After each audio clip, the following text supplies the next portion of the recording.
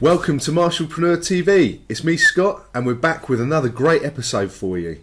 I've managed to track down Rodney King, founder of Crazy Monkey Defence. Rodney's been coined the father of MMA in South Africa and has tons of knowledge to share with us about running a successful martial arts business. He also shares with us his thoughts on restoring the balance of personal betterment and excellence in modern martial arts training.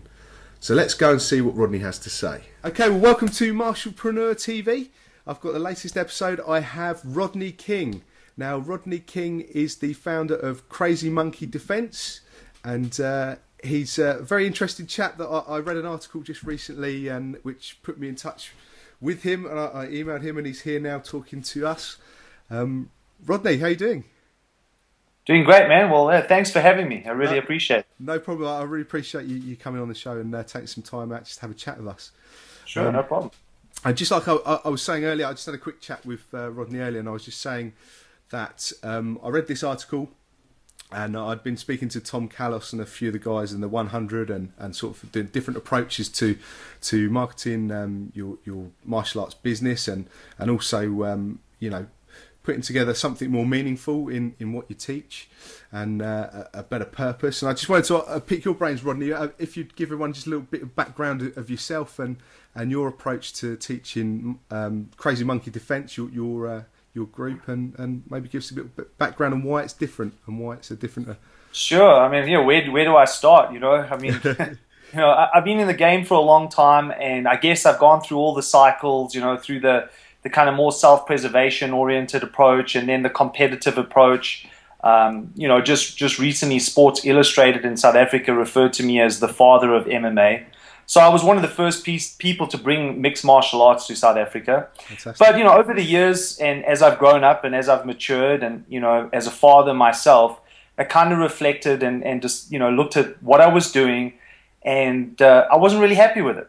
And to be really honest, if I go back and I think about why I started martial arts in the first place, I mean, outside of the normal kind of reasons for learning how to defend myself, the one thing that I really loved about martial arts, and I don't know about you, but, growing up, I watched all the Chinese kung fu movies and the Jackie Chan. And, yeah, absolutely.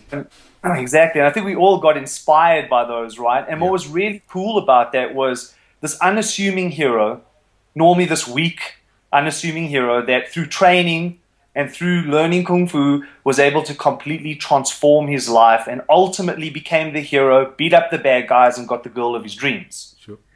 So said another way, I think, what was really attractive to me, and maybe I didn't realize that when I was a kid, but I really liked the personal transformation aspect of martial arts, the life performance aspect. Sure. So if I think about Crazy Monkey Defence and what is it, I mean, ultimately it's a life performance coaching program, and we just happen to use martial arts. So we're looking at, how can we use martial arts to help our clients prepare for full contact living, off the mat and into the world. That's really what inspires me now. That's what gets me excited. That's what I want martial arts to be about for myself. And of course, by default, then, you naturally attract those kinds of clients that are interested in the same thing as you.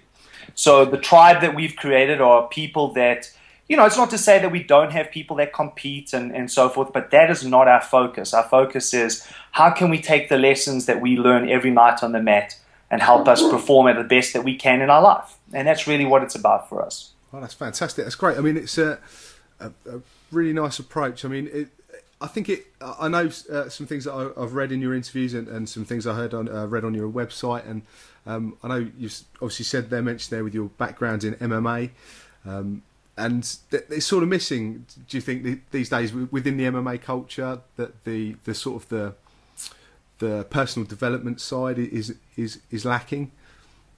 Yeah, I think you can look at it from several different perspectives.